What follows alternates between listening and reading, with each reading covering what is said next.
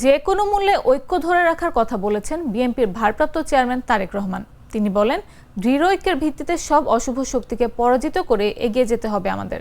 মঙ্গলবার বিকেলে লন্ডন থেকে ভার্চুয়ালি যুক্ত হয়ে রংপুর বিভাগের গাইবান্ধা, লালমনিরহাট ও কুড়িগ্রাম জেলার নেতাকর্মীদের অংশগ্রহণে আয়োজিত এক প্রশিক্ষণ কর্মশালায় প্রধান অতিথির বক্তব্যে এসব কথা বলেন তিনি।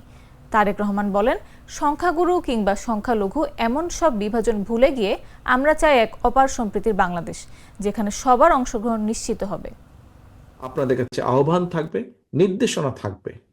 এই ঘর থেকে এই অনুষ্ঠান শেষ হয়ে যাওয়ার পরে আগামীকাল থেকে আপনারা উপজেলার নেতৃবৃন্দ সকলে একসাথে নিজেদেরকে নিয়ে বসবেন, আপনারা জেলার নেতৃবৃন্দ সকলে একসাথে নিজেদেরকে নিয়ে বসবেন, আপনারা পৌরসভার নেতৃবৃন্দ সকলে একসাথে নিয়ে বসবেন। নিজেদেরকে বসে আপনাদেরকে পরিকল্পনা নিতে হবে কিভাবে আপনারা প্রত্যেকটি মানুষের দৌড়গোড়ায় আপনি যাবেন। এখানে প্রশ্ন এসেছে যে ভিন্ন ধর্ম বর্ণের মানুষ সকলে আমরা বাংলাদেশি, সেই জন্যই কাউকে বাদ দিবেন না, সে অন্য দলের হোক, অন্য ধর্মের হোক, অন্য বর্ণের হোক, প্রত্যেকের পরিচয় আমরা বাংলাদেশি। কাজে প্রত্যেকের কাছে আপনাদেরকে যেতে হবে, কারণ প্রত্যেকটি মানুষের সমর্থন আমাদের প্রয়োজন।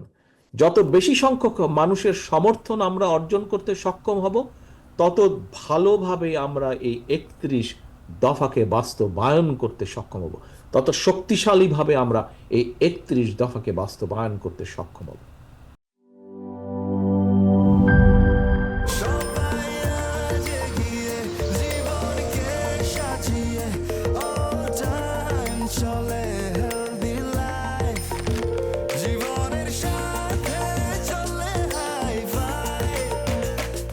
চলার পথে স্বাস্থ্যকর all time honeycomb, all time healthy life.